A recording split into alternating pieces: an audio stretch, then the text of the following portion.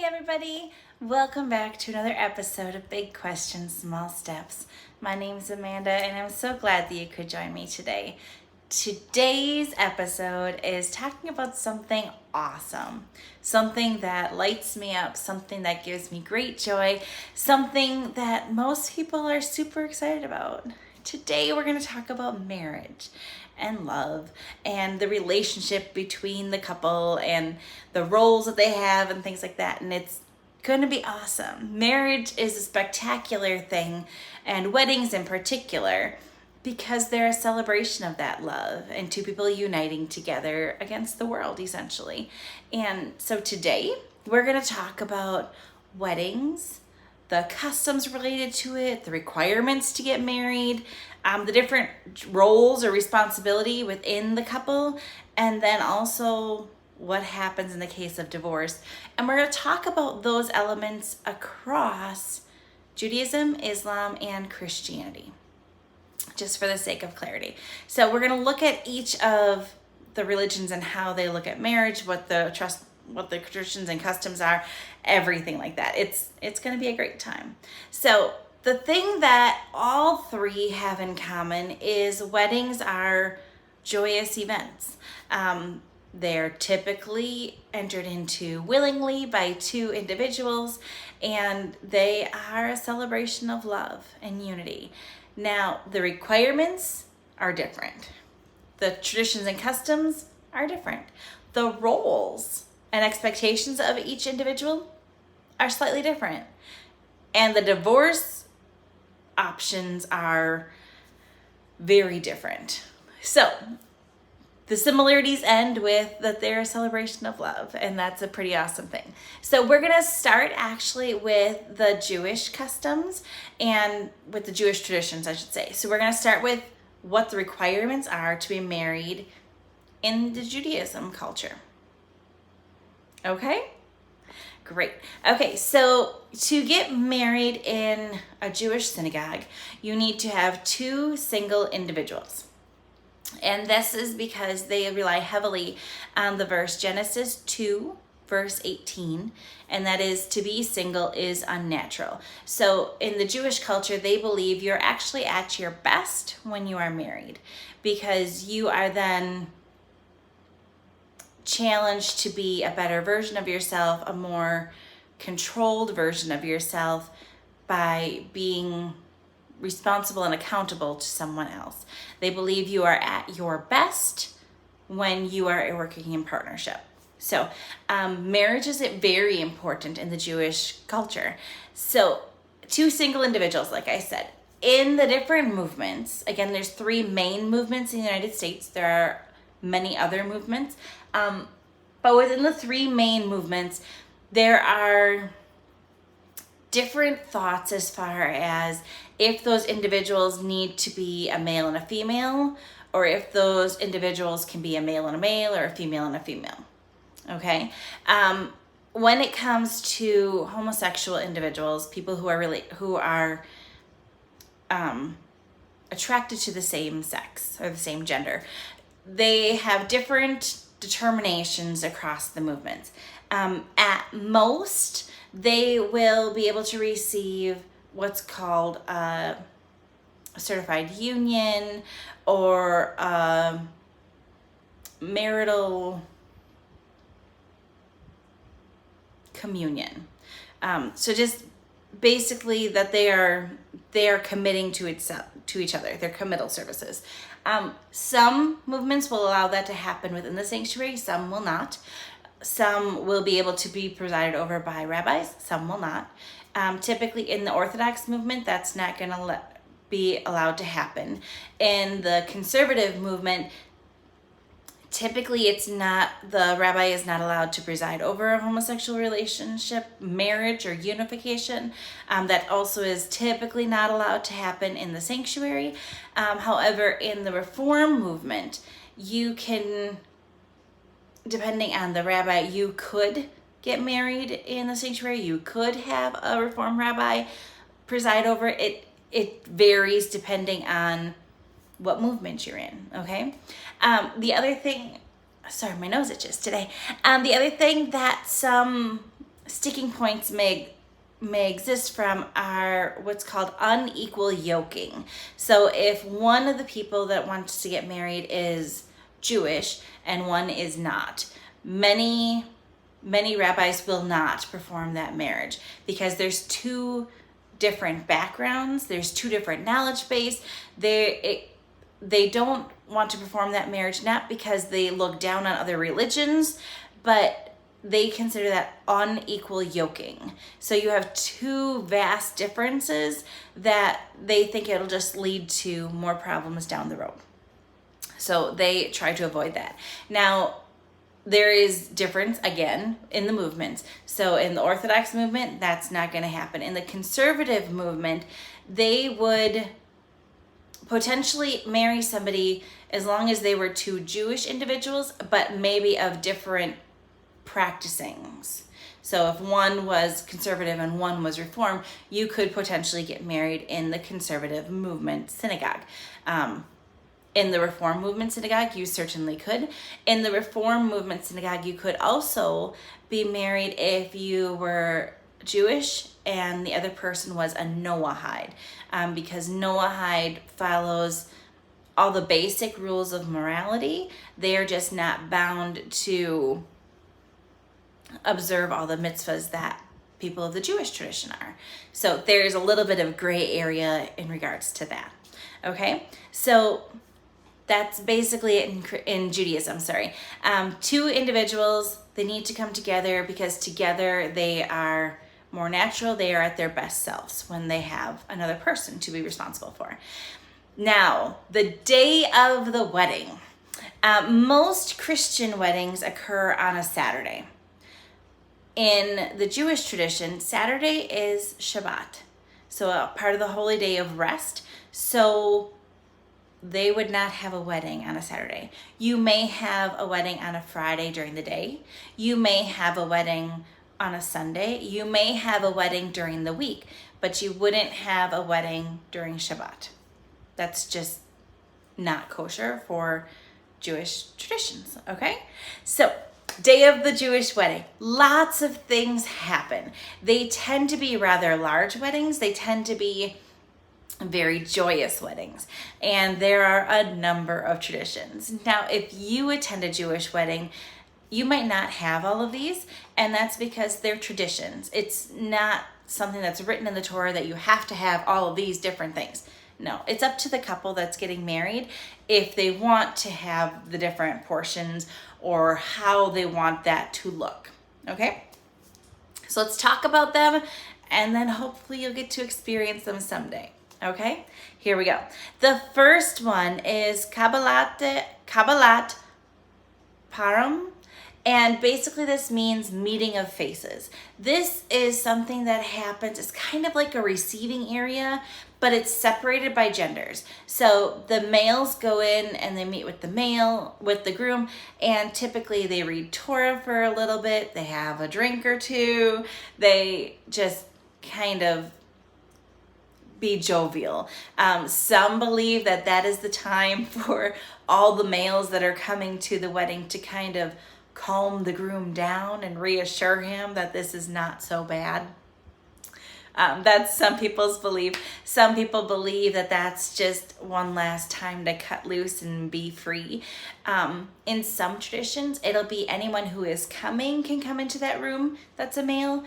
In some, it'll just be the groom, and if there's any males that are close to him or like attendants, like groomsmen, they would be in a room together. Okay? At the same time, the female would be in a separate room and be greeted by any females that are coming to the wedding, and they typically receive well wishes and words of advice and things like that. So they basically have their individual gathering areas, and then when it gets closer to the time for the ceremony, then the groom will come in to where the bride is, and they will have what's called a bedecken ceremony. And I love this part, just me and my romanticism. I think it's beautiful. So at this point, it's the first time that the groom sees the bride on that day. It's when the groom confirms that this individual is their heart's desire. This is the time where they have that special connection, and then the groom will actually put the veil down over the bride's face, and the veil will not be lifted until they are pronounced husband and wife at the altar.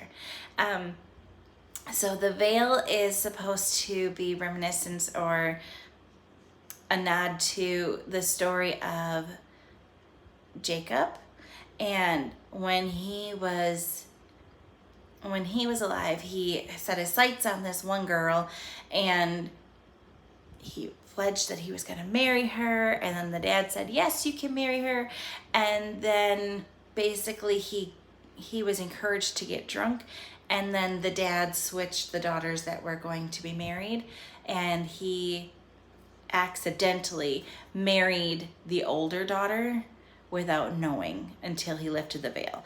So that was a whole thing. So the woman that he ended up marrying was Leah, and then he worked for 7 more years so he could marry the other daughter, Rachel. So that's that whole situation. The Bedekkin ceremony is very beautiful. It's just a special thing.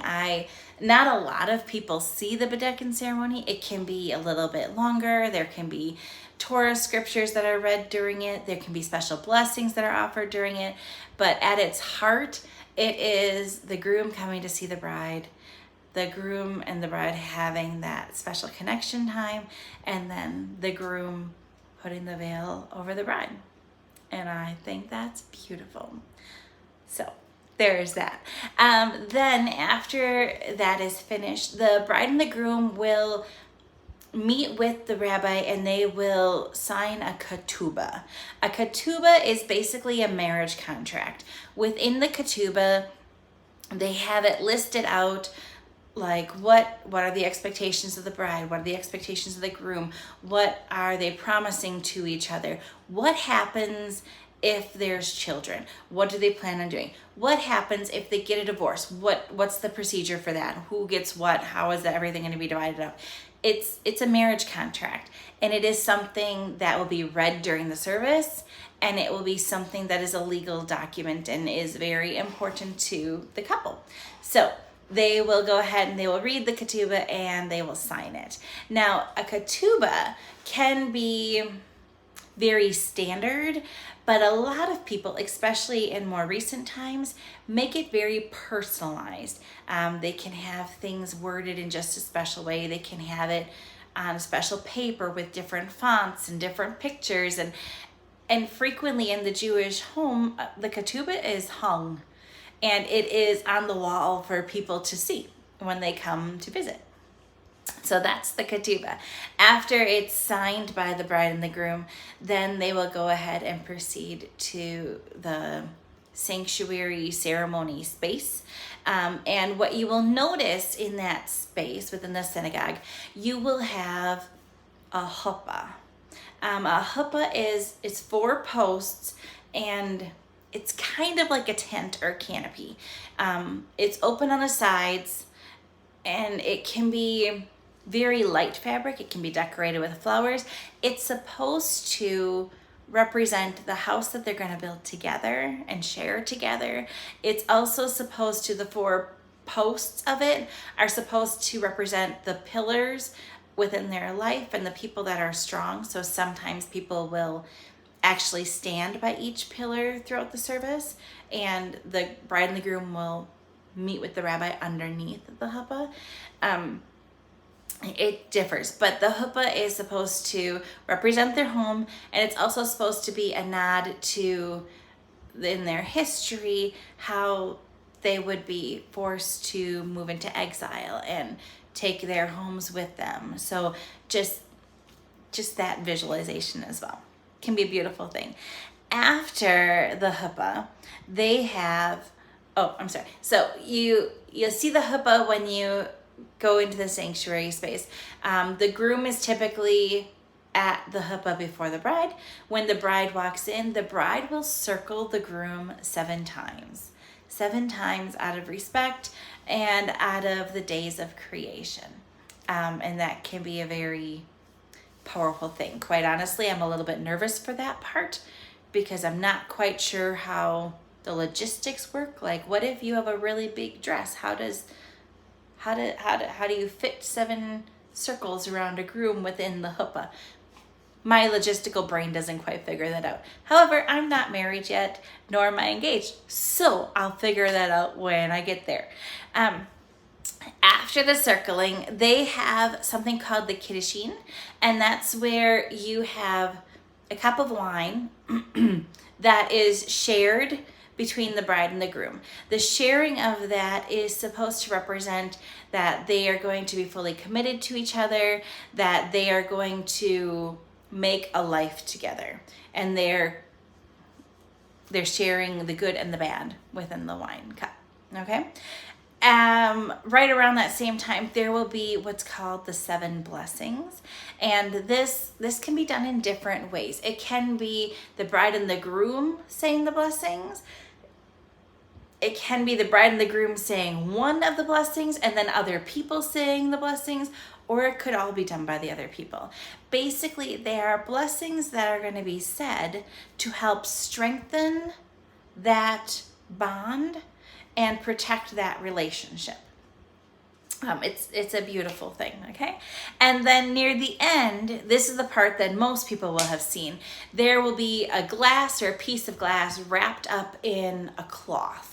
And this is placed underneath the groom's foot, and then the groom stomps on it and smashes the glass into thousands of pieces. And there's different thoughts as to why they do this. Some say they smash the glass as a remembrance of the destruction of the Second Temple. Some say that they smash the glass because it reminds them that as strong as a relationship is, the smallest act of infidelity or unkindness can fracture the relationship. Some just believe that it's smashing evil thoughts or evil wishes for them. And some say that it's supposed to help you remember that when they are together and if they rely on each other, they are stronger than anything else. Because when a glass is heated, you can mold it back together.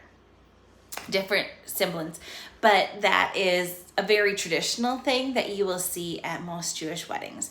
Now, some people take that glass and they throw it in the garbage because it's just a random piece of glass. Some people will take those fragments of glass and they will actually put it into a mezuzah that they will use at their home.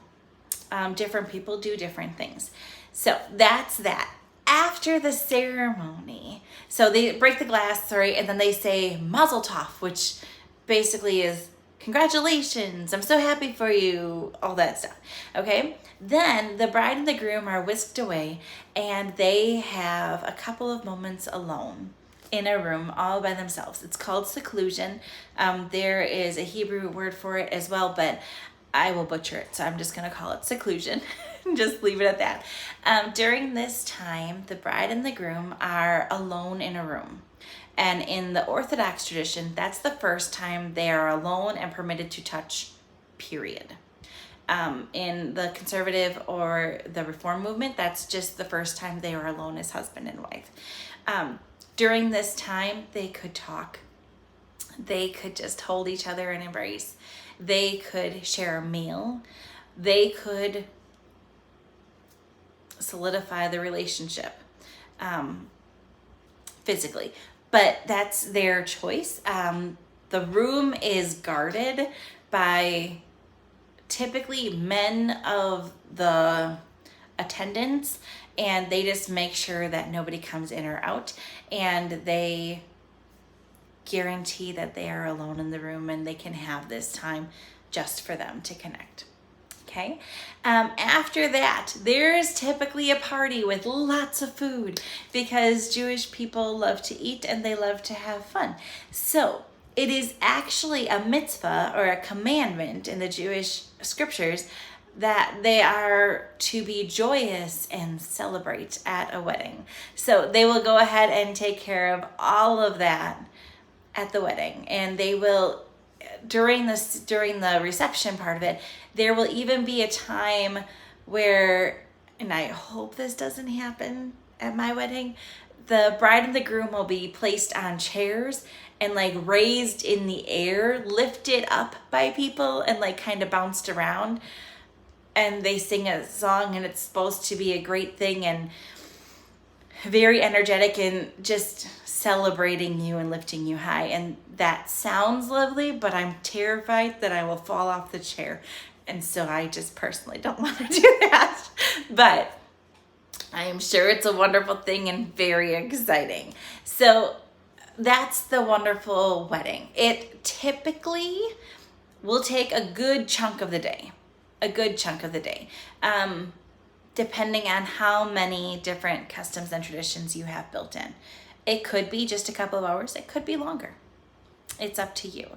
Now, in the wedding, in the marriage, the male and the female have different roles and responsibilities.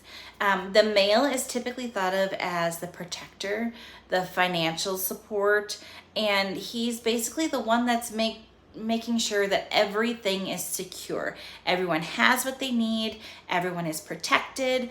That's his role. Okay? Now, the one difference in the male responsibility within Judaism and the male responsibility in Christianity and Islam is that in Judaism, the male is obligated to provide conjugal rights to the wife. Typically, it's the reverse in the other religions. But in Judaism, the male is tasked with making sure the woman has her every need met, physically, emotionally, spiritually. They need to take care of each other. And I think that's pretty awesome. So from the female side, they are typically the supporter, the encourager. They're also what's deemed as the educator. So typically they are the ones that inform the children of traditions and customs and help hold the standard for what they as a family practice, how they observe Shabbat, what their dietary laws are that they're following, things like that. That's typically the wife's or the woman's role within that relationship. Okay. Now, if either one of them decides that this isn't for them, they've been hurt, they've been wronged, whatever, either one of them can go ahead and initiate a divorce. And it's pretty cut and dry because it's already been laid out in the ketubah. Yeah. So that's the Jewish wedding traditions and customs. Let's talk about the Christian wedding next, okay? Christian wedding is between two parties. Now, it varies by denomination whether it needs to be a male and a female party or if it can be two of the same gender party. Okay? It just depends. Now, there is, before a wedding in Christianity, they typically have some premarital counseling that may be a meeting or two with the pastor. It may be a longer process. It all depends on your denomination for that. Okay? But you do have to have two people, and it has to be a mutual consent. So it can't be a forced marriage. That wouldn't be something that would be condoned by Christian pastors who would be presiding over the wedding. Okay. Now, as far as interfaith relationships go, that's very different depending on the denominations. Now, according to some denominations, it's completely frowned upon. You can't do that. And for some, it's frowned upon, but you can absolutely do that depending on what your needs are. Okay? So, for example, the Methodist, the Catholic, and Jehovah's Witness will not even entertain if you are marrying somebody who is not of your same faith. Okay? Now, it gets complicated, but most Protestants, if you have a male who's Protestant and a female who's Protestant, and say one is from the Baptist Church and one is from the United Church of Christ, they can still typically intermarry and be fine because there's more similarities between them. Between the Protestant and the Catholic, not going to happen. between Protestant and Lutheran sometimes, but there's more concern over that. Okay? But Methodist, because it's so similar to Catholicism, they do not allow interfaith marriage. You would have to be two Methodist individuals. Okay? Now, let's talk about the traditions. So typically at a Christian wedding, males and females get dressed separately from each other, and typically like the bridesmaids would help her get ready and the groomsmen would help the groom get ready. In present day traditions, sometimes the groom and the bride will see each other before the wedding and do like a first look or things like that. Most times the groom and the bride do not see each other until they are at the altar. And it's a very big deal to some brides to have that first look, that first time her future husband sees her when she's walking down the aisle. And that can be a huge thing for some brides. It's different. They typically wear a white dress in Christianity because white symbolizes their purity. It used to symbolize that they were a virgin. Nowadays, it just symbolizes they're pure and that they're there to be submissive to God and to mark that it's a holy occasion. Okay? When they come in, typically the groom comes in first, or the minister comes in first and then the groom, whichever. But the groom comes in first, his groomsmen are standing right there, then the bridesmaid comes, and then the bride. Sometimes there's a flower girl in there, she would come after the bridesmaid. But the groom comes first because in creation, God made Adam before he made Eve. So the groom goes first. Okay. And then the processional in Christianity, so typically the bride is escorted by someone. She can come down by herself, but she's typically either escorted by her father and her mother, a special uncle, a brother, somebody of importance. Okay? And that used to be indicating a transfer of property. Some will say that the procession is essentially handing over the care of that individual, that the parents have raised them up to this point, but now the groom is deciding to take over. Different viewpoints on that. And again, there are people who choose to walk down by themselves, and that's absolutely fine as well. Okay? Next, there's typically in the service a sermon or homily or a message of some sort.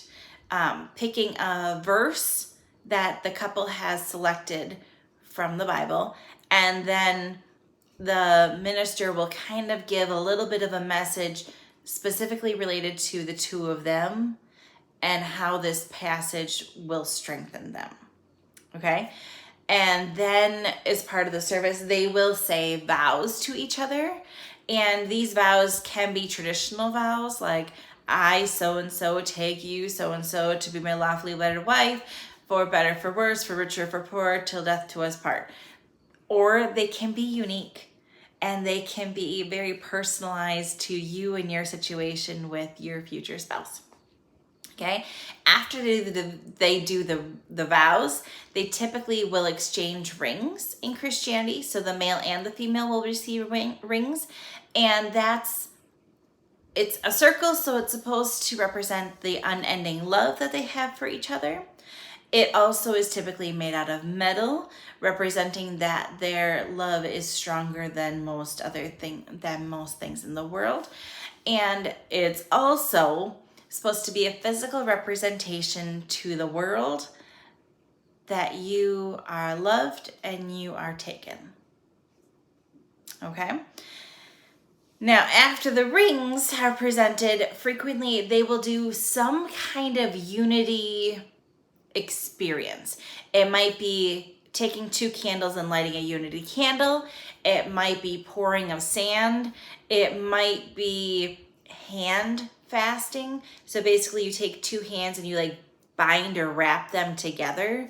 Or it could be washing of each other's feet, basically showing that you're in this together.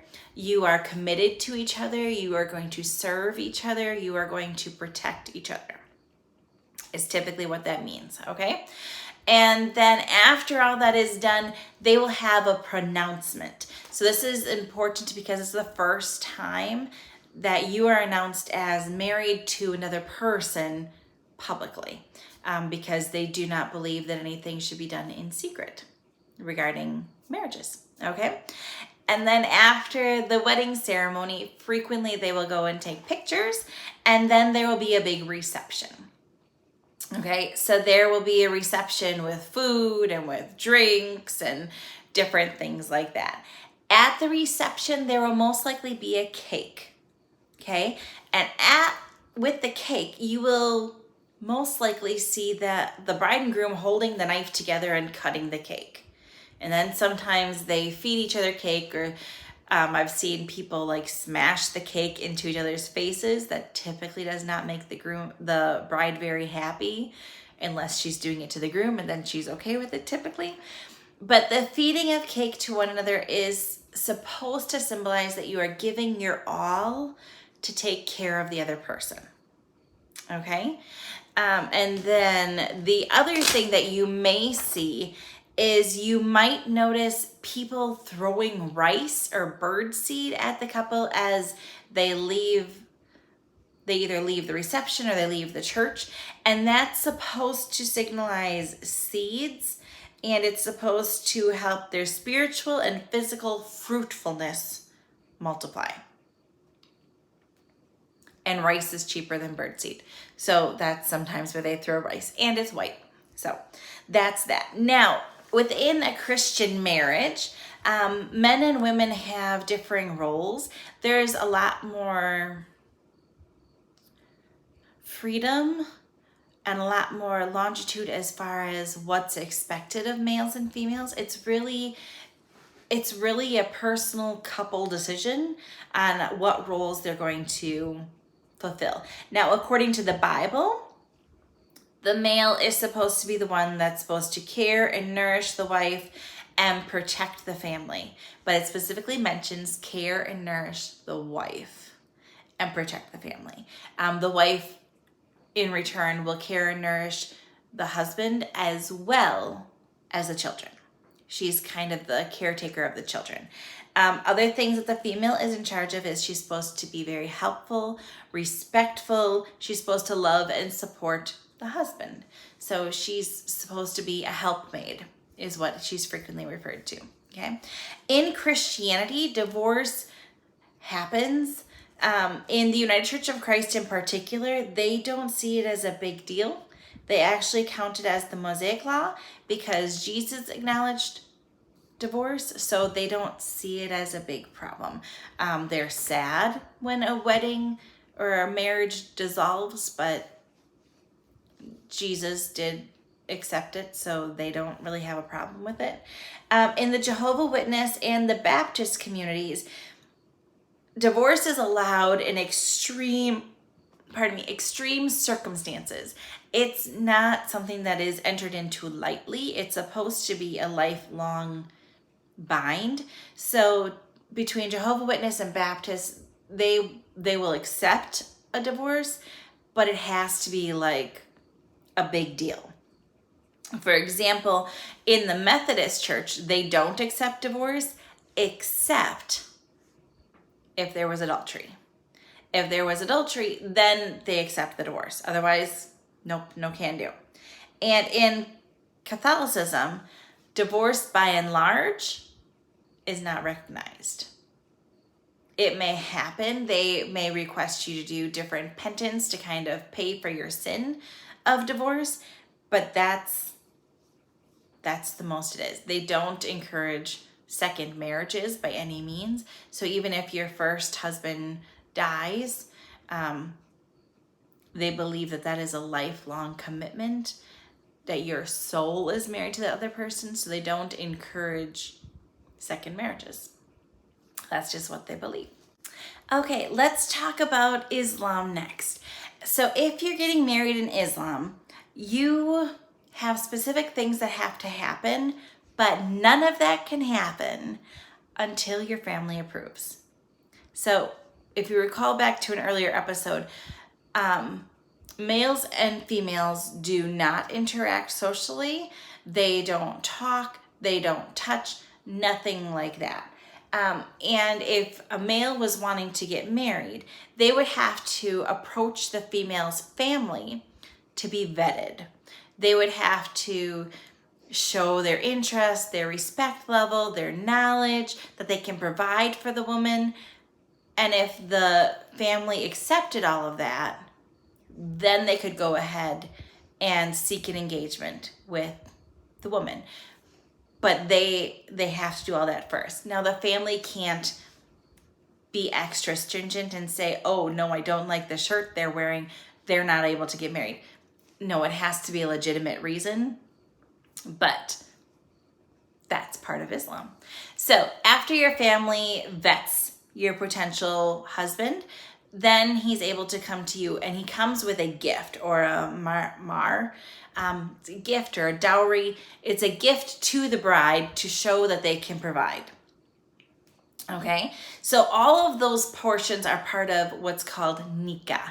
So in the Islamic wedding, there are two different portions. There is a sacred and social contract, which is the nikah, and then there's the legal portion, the legal marriage certificate.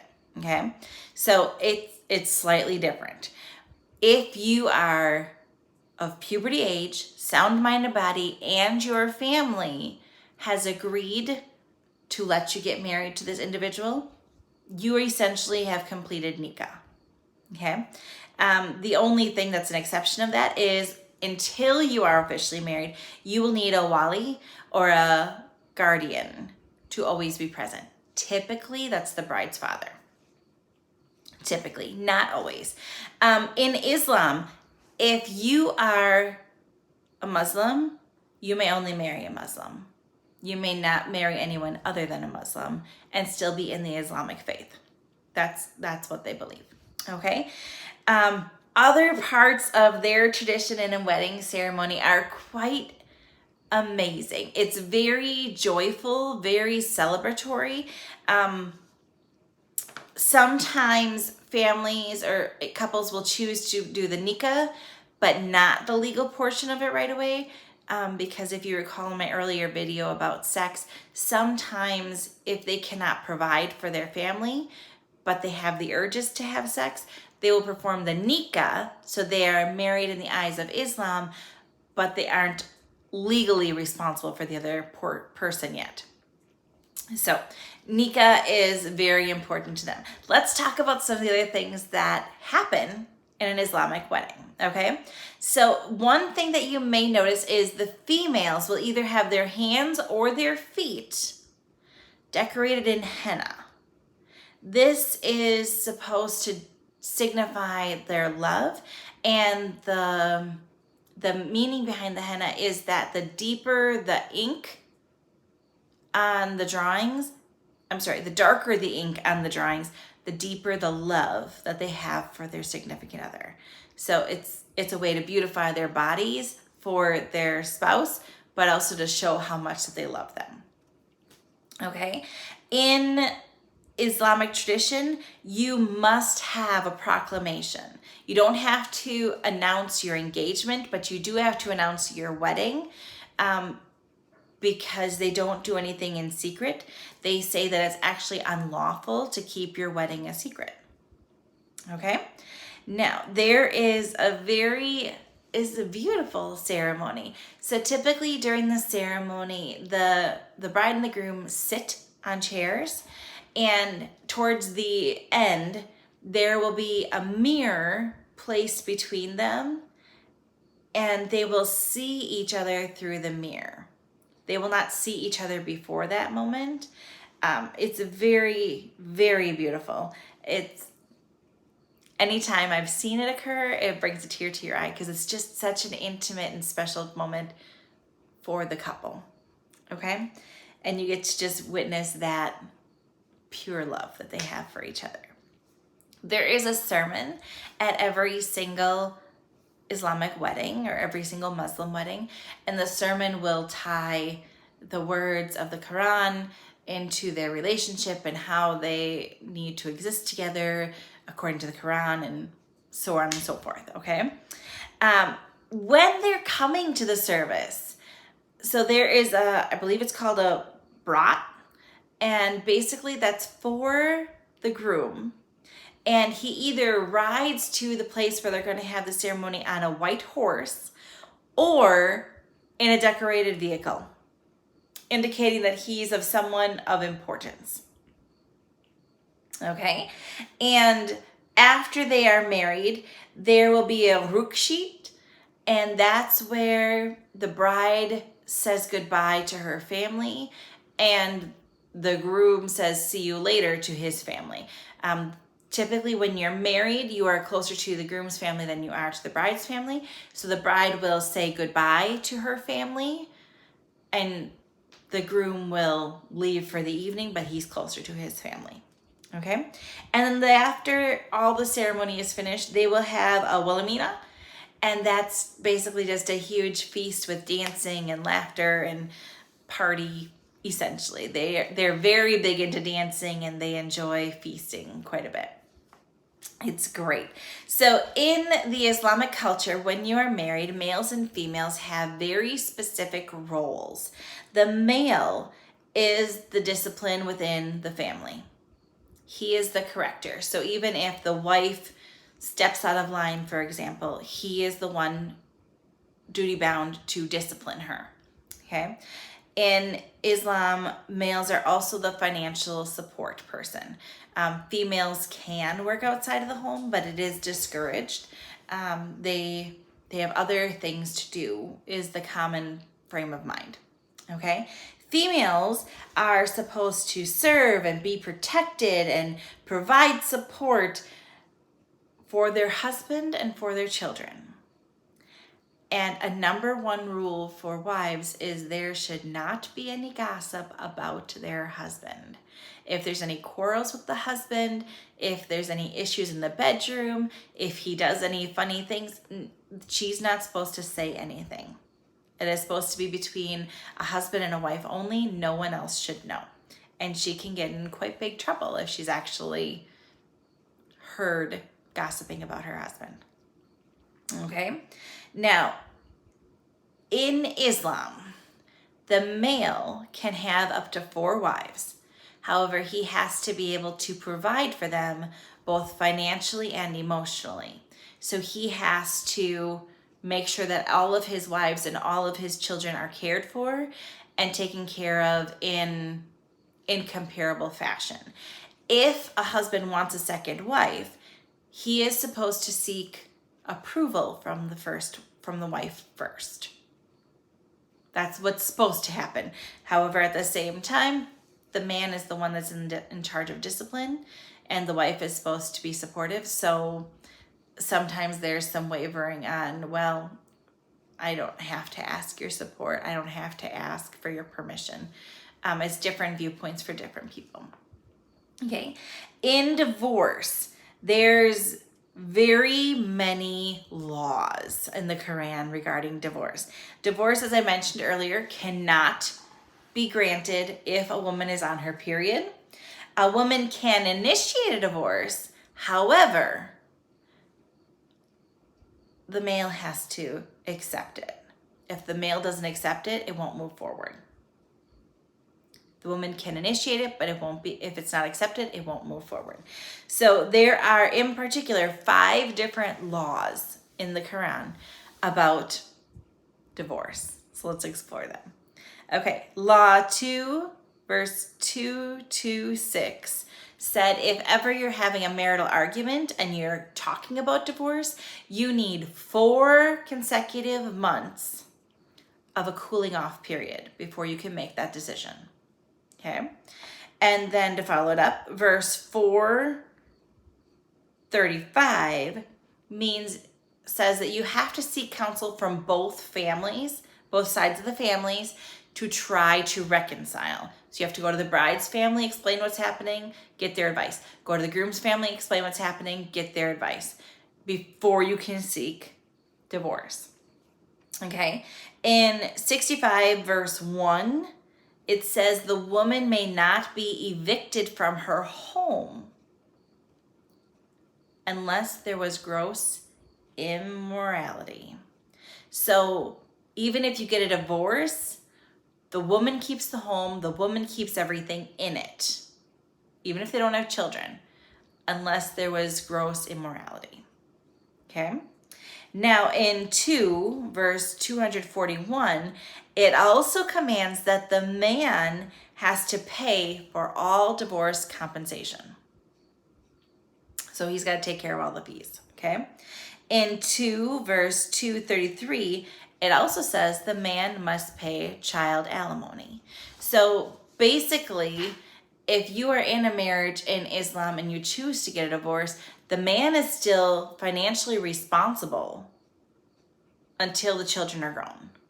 The man is still financially responsible for that wife until she marries again. But the woman can't initiate the divorce. So, very joyous things weddings are across all religions, but it's interesting to hear how some differences exist between interfaith marriages, the roles of the individuals in the marriage, as well as if a divorce happens, then what? It's intriguing. I always love learning more things. Until next time, bye-bye.